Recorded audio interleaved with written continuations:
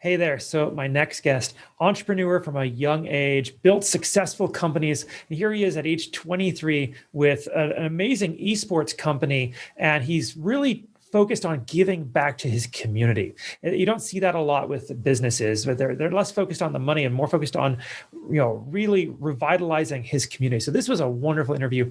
I know you're all going to love it.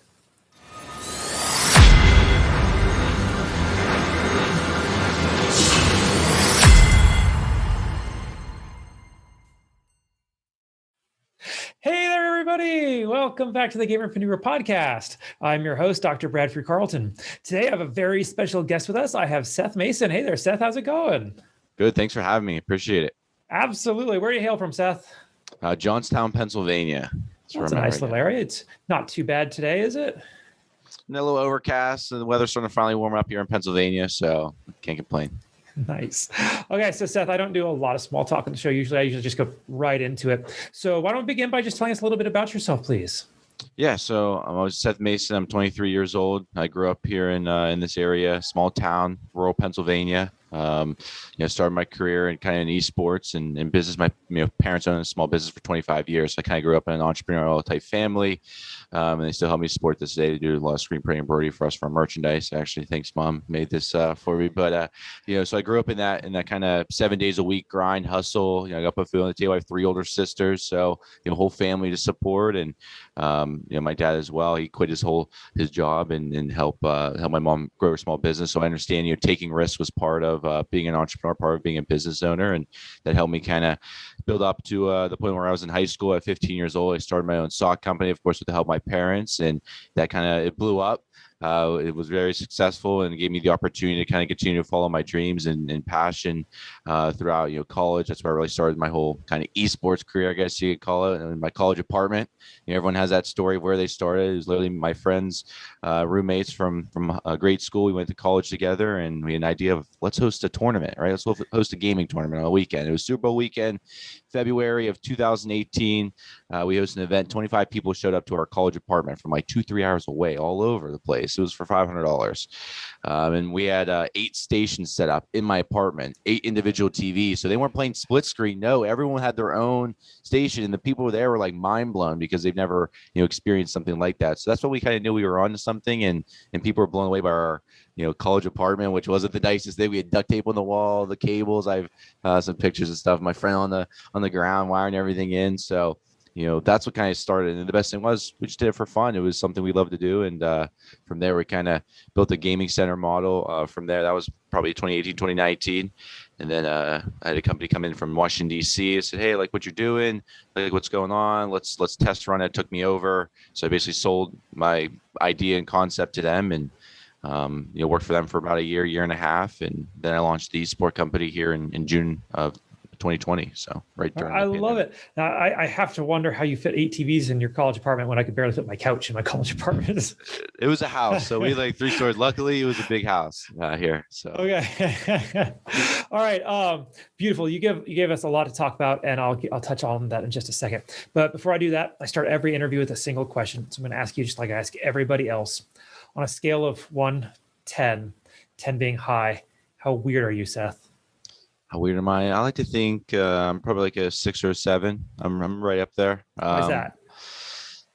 Just probably, for my gaming career, I've always played like a lot of traditional sport games. So like that was my entry level in esports. I wasn't really into like, the first person shooters at first and all that. So mine was kind of like scheduled. Then I really got into some of the other games like Overwatch. Like I'm a big Overwatch player now. So I think that has like a niche audience. The community is very, passionate about that compared to like sports games that I at least experienced.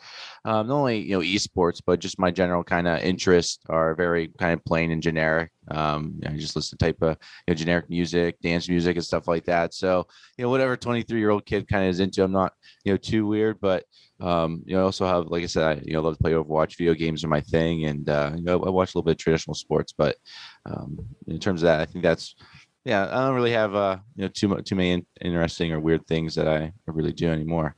I love that answer. I'm a 5. That's when everybody asks me. Okay. Now this is the Gamerpreneur podcast, obviously. So I do need your gaming cred. I know it's the Esport Company. I get that. But when did you first start playing video games?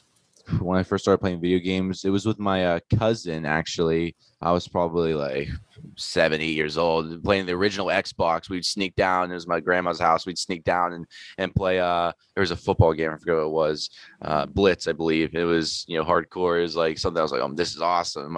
You sneaking me in there because it's like a teen rated game. And I'll never forget that. So my cousin actually got me out there. And then my parents got me a PlayStation 2. I was big in like Crash, Bandicoot, the original one. I played a lot of sports games on the MLB was my biggest one. And then I got an Xbox 360 when I was sort of like 9. My parents got me a 360 when they first came out. They were hard to get.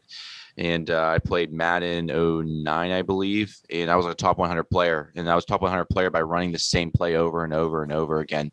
I was with the Carolina Panthers. I'd run the goal line offense with just everybody stacked on the line. Then I would just run to one side every single time. It was unstoppable. I found like a little cheat code in Madden. I was like a top 100 player. Like I played a lot. So that's where I kind of grew up in. And then I played Modern Warfare 2, and that kind of really got me into the social aspect of gaming, right? Coming home, I'll never forget coming home from, after school. I lived right across my high school.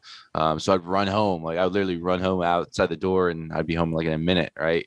And, my friends and all, we would all get together and play after school. So I'll never forget the social aspect. And I think that's what really hooked me in was, the social and staying connected with my friends, even though we're, kind of all separated, staying home and being, socializing, which a lot of people don't think that's, thing about esports is, an isolating activity. Well, it's not. At least for me, every day I was talking to everybody. Every day we were talking about ideas, homework, we were just all socializing and engaging. So I was in that window of like when gaming got, I think, really good, right? And the social and the network and the online.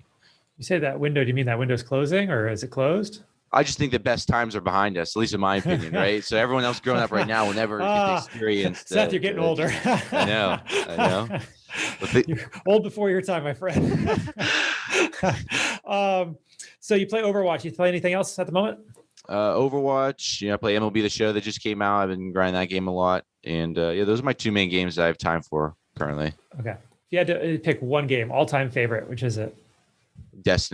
Destiny, the original one. Yes, I played that a lot. My friends, I played that. We stay up. I remember one night we had a test in the morning. It was a half day, and we stayed up all night and tried doing the Vault of Glass raid. We didn't know what we were doing. We were on YouTube. We didn't know what was going on. We kept failing. And let's just say we did finish the raid. Everyone was frustrated, mad at each other. We were all fighting at the end of the night. But those are the memories that I'll forever have with some of my high school friends that we still shared together today. And same thing with any other traditional sport. Gave me an opportunity to kind of continue to socialize and make those memories. So Destiny, by far, I put a lot of time and hours in after school, and it was a great game in my opinion. All right, beautiful. Now let's get over to the Preneur part. So you did a fantastic job kind of giving me your professional background. That's normally what I would ask you here.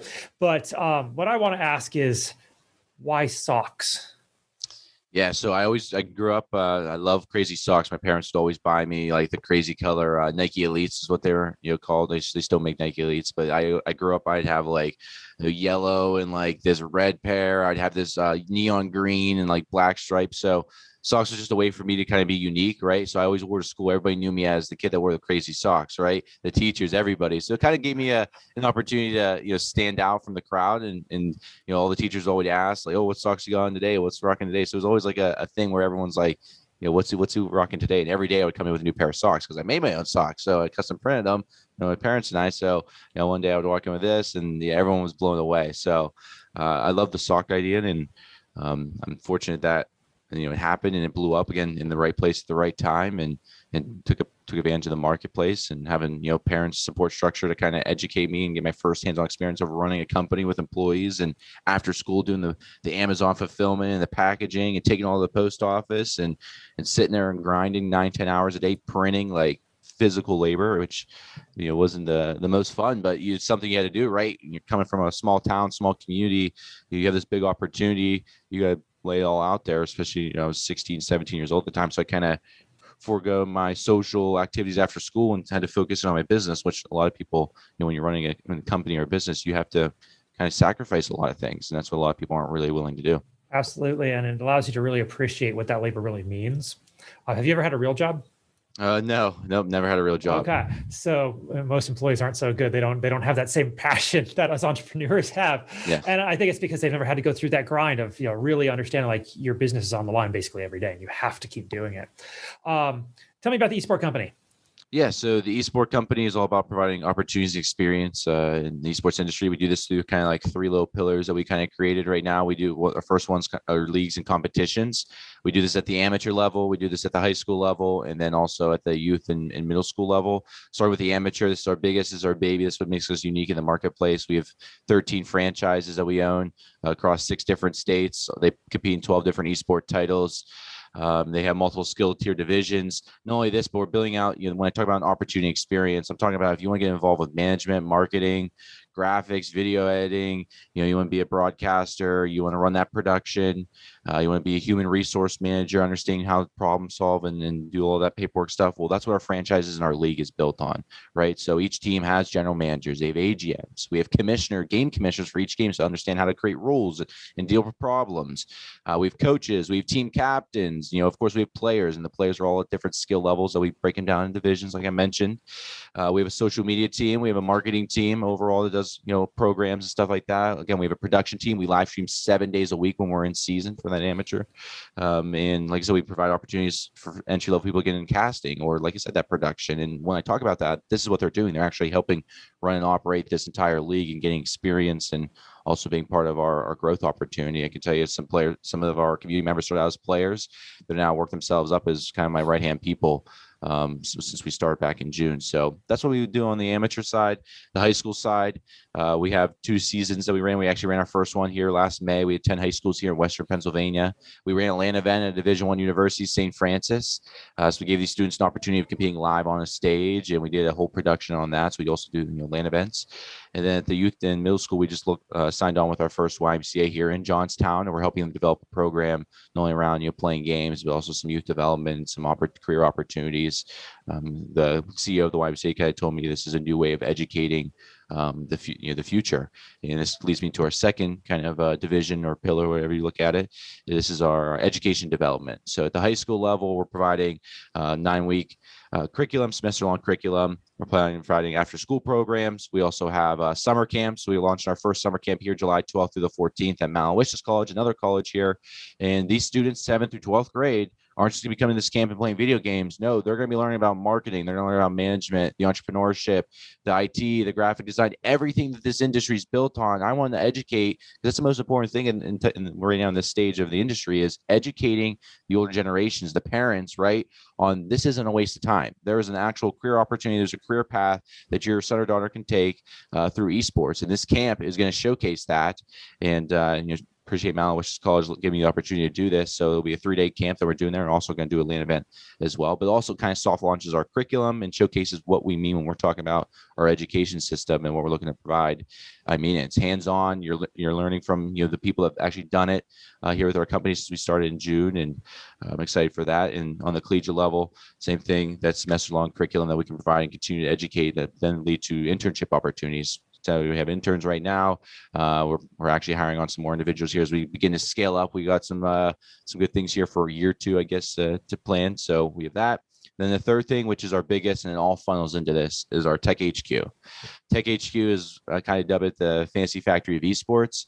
This is our 8,800 square feet facility that we're looking to build out here by this year. We're getting some of the funding here finalized and good to go. We already started work on it actually, but this facilities, like I said, the Fans Factory Esports. We plan on having a production studio, broadcast studio, graphic design, video editing, which also is a multi-purpose. So it'll be a gaming center, 12-station gaming center, an old bank vault. So it's pretty cool. You're gonna walk in an old bank vault and a huge bank door. If you've ever seen a bank vault door, it's huge. We have one of those, and that's where our LAN center will be. But also, again, multi-purpose. Not only will be used for gaming, graphic design, video editing, the coding, the IT, all that different stuff that we can educate will be used for that.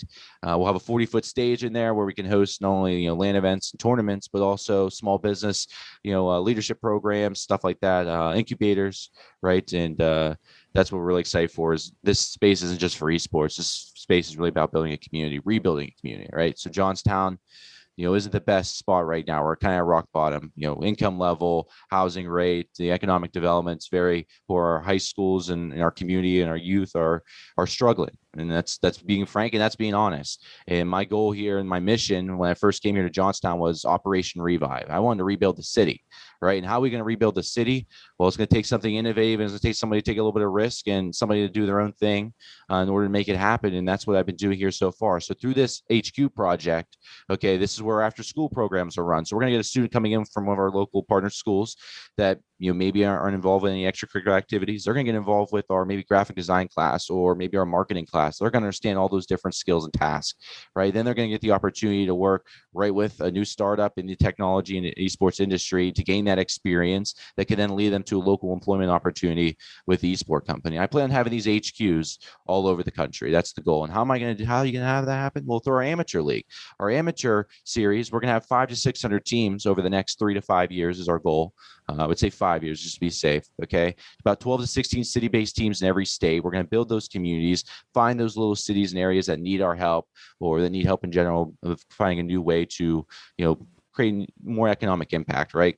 I'm a small town, small city here in Johnstown. So we have to think of new ways to bring businesses in, bring economic impact in, because like I said, over the past 20 years, the numbers don't lie. Young individuals are moving out, record rates here, and again, our poverty rates well below the medium average here in Pennsylvania and well below the national average. So, I mean, it's all about, again, rebuilding cities, and I'm starting here in Johnstown, and we're already making movements and plans to do it so far. So that's the real reason why we're doing this, but I don't tell everybody that yet, but because we're still working on it. But that's how everything funnels into each other. All right, that is absolutely incredible. That is so awesome, Seth. Like, you really have a comprehensive plan. That is incredible. Now, I have a question though, because I've talked to a lot of people in esports, and you would be hard pressed to find anybody actually making money.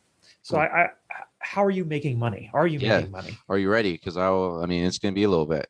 Okay, so let's start with the amateur league. Okay, so we talked about my parents owning this merchandise. So every team that we own, we create merchandise and from everything, promotional products, you name it. We print everything: jerseys, hoodies, hats. We do it all in house. Okay, so that's number one. We're able to cut that middleman, and we make our own money through our merchandise. And our community is over 5,000 players currently already online, and that's with me spending about $100 a month in marketing. That's it.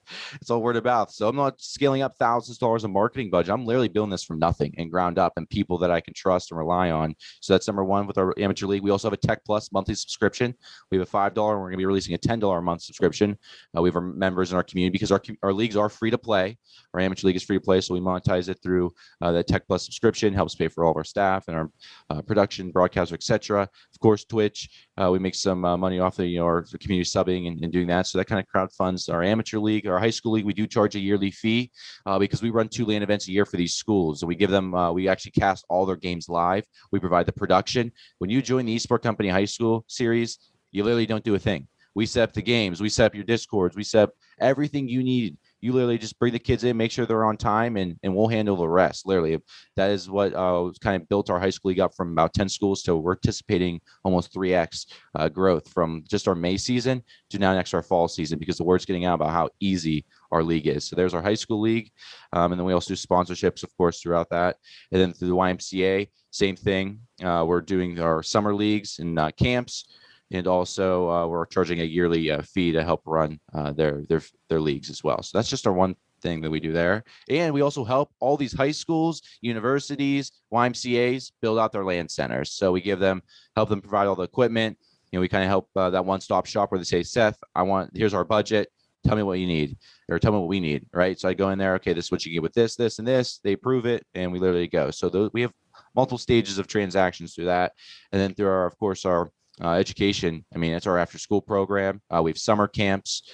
We have not only the 9-week and semester long courses, that's huge. And my sister, you're maybe asking, well, who the heck's developed your curriculum? Well, my sister, my oldest sister, has 2 master's degrees now in education, English, and also some special education as well. And she's working for PA Cyber. Actually, she develops curriculum for the largest cyber school in Pennsylvania right now. So, and she's a gamer. She grew up playing Kingdom Hearts and stuff like that. I remember she'd always get mad because I deleted her memory card with Kingdom Hearts. So she was mad and irate on that. But this is kind of I'm sorry. Can you help me out with this now? But so she's really helped me build that, and that's something that I can't ever pass up. So it's like all the stars are aligning. We have all the pieces of the puzzle in the right place for that. that she's really helped me build that. And we work with a local like intermediate unit as well, helping them develop like their STEM camps. So we're doing that next year. So yeah, just our education development's a beast in its own. And then our last thing is our tech HQs, like I mentioned.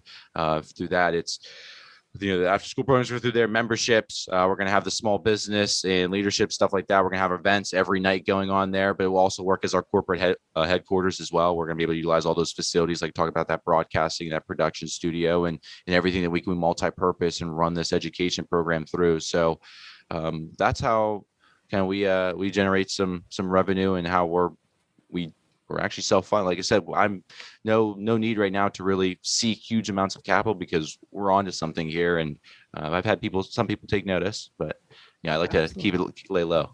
Absolutely. That's wonderful. Now, like I said, most people in the esports space I've talked to, they're not making money. So like, what makes you different?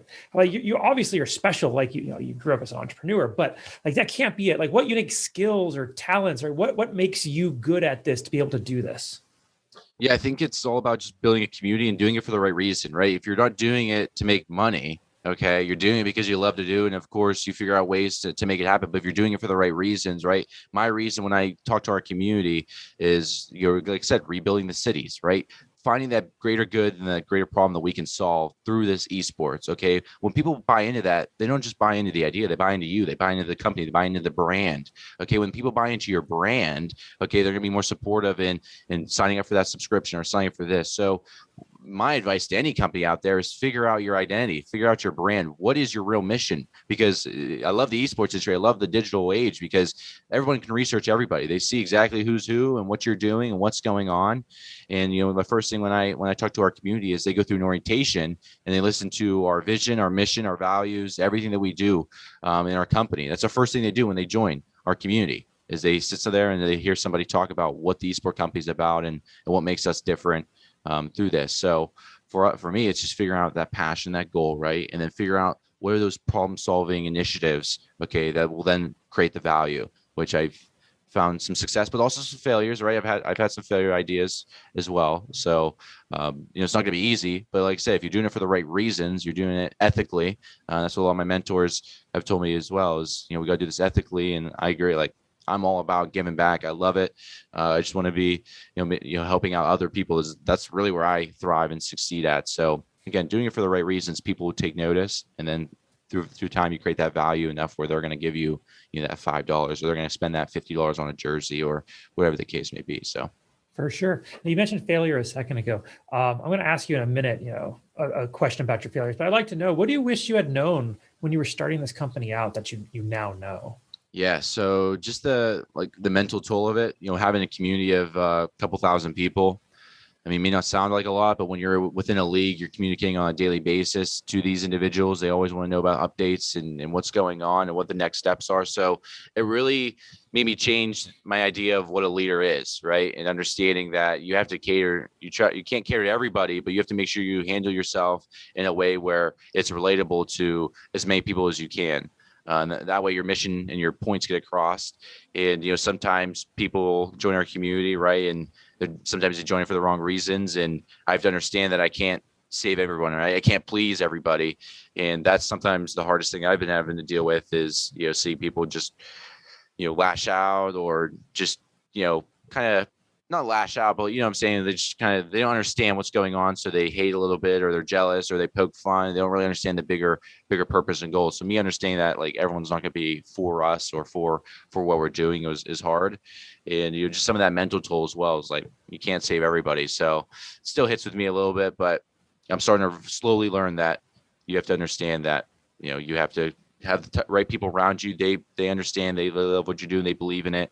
And you have to keep moving forward. You can't look at those negative things, because, like I said, failure is always there. You're always going to have a negative to a positive. It's entrepreneurship's ups, downs. And if you get too high, you ride that high horse, then it comes crashing down. And I've learned this when I was 16, 17. You literally just have to ride the wave. Every single day is a new day. And that's kind of the reason why I love being an entrepreneur. But you just said that mental toll and understanding what it means to be a kind of community figure is sometimes hard. Okay, wonderful. Do you have any advice for anybody who's interested in going into entrepreneurship? Maybe esports, maybe not. You have more experience than most people. You probably have more experience than me, honestly. like what is like the key things that you'd like, if you had to pass on, if you were going to be somebody's mentor, what would you tell them? Definitely want to find your kind of inner circle, right? Find those individuals that trust and believe in you and not just the idea or your business, but they actually care about you, right? Because you need that supporting structure. Like my parents, my close friends have still been working with me since I started the Sox and still here today. You got to have those close, reliable individuals because you can't do it alone. You're only one person. You need individuals that believe in it, that you can trust with some information. And that's number one. Number two is the mental toll. Like the physical toll is easy. I'm 23 years old. I'm still young, right? I can move around. I can hustle around, do all the late hours, but the mental toll is where it can get you, right? And mental health is a serious issue now. I'm glad it's finally coming to light because it's real, and I've dealt with it throughout my time, in high school and all the way up until now as a 23-year-old. It'll never leave me, I don't think, because it's like I said, all the online toll and all these different things going on and failure and success. Oh no, this happened. Oh wait, this is happening. This is good. But also these three things this is going on. So I really you have to be mentally tough. And it's not like every day you can just wing it. Like you have to be stone faced, and adversity hits. You can't be one to run away and scramble. You just gotta keep trucking forward, because if you do stop, you quit, you basically give up. When you give up, everything's already over. So you just have to keep pushing through it. And like I said, that mental toll is the number one thing that I would tell anybody. The mental toll, and then just having a support structure around you. You have those two things, you can do it. If you don't, it'll be tough. Beautiful. Okay, now Seth, you mentioned failure again. And here's the thing. I believe that we learn more in our life from our failures rather than our successes. Because you could succeed the first time you try something, and if it goes well, like you didn't learn anything, right? You're just like, oh, it worked. But if you fail, you got to take a look at it. You got to like iterate through it. You got to figure out what went wrong and be able to move forward and succeed the next time. So I'd like to ask you, what do you consider your biggest failure in life, and what did you learn from it? Biggest failure in life. Good question. I would definitely say my biggest failure in life probably have to be some of my leadership decisions that I made over the years. Okay, so because I call myself the chief marketing officer of the Esport Company, not the CEO, because I told my team I'm still understanding and learning how to be a leader, right? And I want to make sure you guys understand that your whole purpose here is to learn and get better, and it starts with me. Okay, don't think I'm special because I started this idea and here we are rolling. So just my leadership sometimes sometimes I have a hard head. Maybe I'm a little stubborn sometimes, and I have to understand to take opinion, take feedback, constructive criticism as well. And that's something that I haven't really been able to do over the years that I'm really starting now to adapt to in the year 2 of the Esport Company. Is it's all about understanding individuals' point of view and perspectives in order for us to continue to make that change that we need. Because like I said, year 1 was our concept phase. Now year 2 is where things get serious and we got to move. So I'm all in on being open-minded, more so than I've ever been before. And I learned that over the past year is there's a lot of things going on, and I can't be every little place. So as me as a leader, I have to empower those individuals that are doing these tasks for me in the company, and I have to trust in their ability, and I have to focus on what I need to do, so that way they can focus on what they're doing. I'm not there hounding them and demanding results or anything like that. So for me, it's really just about that leadership, which is I'm still learning, I'm still getting better at, but it leads to some of the failures that I've experienced in my past. Absolutely. It just comes with time and experience. Okay. Other than leadership, what is something else you're working to improve on yourself today? We're going to improve. Definitely getting a little more organized with all these different ideas and things going on. We have like 6 different initiatives to focus in on here over the next 3 months, and sometimes I find myself scrambled. So it's really just about me getting in the office here, getting organized, figure out what I need to do, what I need to focus on, and delegating some of those roles, responsibilities to my team members that can help pick up where help's needed. So definitely for me here over the next couple of months is staying organized, because we have a lot of initiatives going on and I can't lose focus on all these different things or we won't continue to grow. Wonderful. All right. One more fun question before we start bringing this in for a landing. What is something that you think people misunderstand about you the first time they meet you? Yeah, that I'm, some person that grew up in a rich family, that, I've lived on, again, the high horse, that, I made all this money off the Sox and that's it. But, people don't understand the struggle, the hard work, the 12-hour, 14-hour shifts where I would wake up, print from like 10 a.m. to about whenever the post office would close, about 5 o'clock. I would then take a break, eat, play a couple games, and then I would go and print from 9 o'clock in the evening to about 4 a.m. Okay. And I would do this for like 2 weeks straight during the holiday season. Right. So people always see the end goal. They see the end task, but they don't understand the struggle and the toll that you went through, especially as my family, my mom and my parents, again, aren't college educated, but they made it literally from nothing. Like my parents own a very successful small business now because my dad quit his state job, took a risk, and they're literally the American family where they risked it all, put their backs up against the wall in order to provide for my sisters and I, right? And that's the same thing that I'm looking to do for this company is put myself back against the wall so that way I can provide an opportunity for thousands of individuals to get the experience or follow their dreams and passion. And that's what I tell everybody all the time. But people think, oh, he's only going after the money, he's doing this, why is he doing this? He's a millionaire, this and the other. There's so many misconceptions and misperceptions on everything. That again, that comes to being a leader in a community of thousands of people that don't know you personally that you kind of have to understand. So I would say it's sometimes the values of what I try to do is really the truthful. And some people are skeptical online because again, it's an online thing, right? They hear this person saying this, and this. Is he just saying this to sell me, or is he saying this because he actually believes this? And that's I hate to say that, but that's literally the world we have to live in now because there is a lot of people online that they are two different people from the one they're actually in reality. So, in person. So I understand people's perspective there, but yeah, it's definitely that part of it. When I'm trying to help individuals, I'm trying to help everybody get better. And me, myself, there's still people out there that think I'm this or think I'm that when they don't understand the struggle that I've been through to get to this point. I 100% agree with you on that one. Okay, Seth, this has been a fantastic interview. How do people find you? How do they reach out to you? Where are you guys out on social media? All that, please. Yeah, so we're on all the platforms, Twitter, Twitch, Facebook, Instagram, YouTube, TikTok, you name it. It's just the Esport Company. We have a website, TheEsportCompany.com. That's where you can find our application to join our amateur series. We have our high school information on there, everything about us on our social media and our Twitch channel on our website. Beautiful. All right. Now, as we wrap this up, do you have any final thoughts you want to share or anything I didn't ask you think we still need to cover? No, I mean, I just appreciate the opportunity. I always like to get on these podcasts and kind of just tell where we're at, where we've been, and where we're going here in year number 2 of the Esport Company.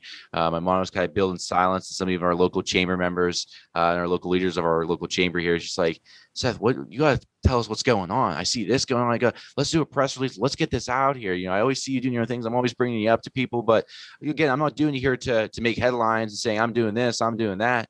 I'm doing it with my team and the clients that I work with and our partners, and they understand our mission, our values. I'm not here to, promote and say I'm doing this and I'm doing that. Like we're literally doing our own thing. And I kind of like keep it a level head and playing low because then our, competitors, our people in the industry don't really know what we're up to. So until we get big, right? Until we're 3 years into this and we've built up a point where we have teams all across the country of hundreds of employees, people are like, where do these people come from? Who are these people? Well, we've been building in silence since day one. And that's the motto that I want to end with. All right. Well, Seth Mason, thank you so much for coming on with us today. I genuinely do appreciate it. Yes. Thank you so much for having me. Again, appreciate it. Absolutely. And for everybody else, I'm going to remind you all, don't be just a gamer, be a gamerpreneur.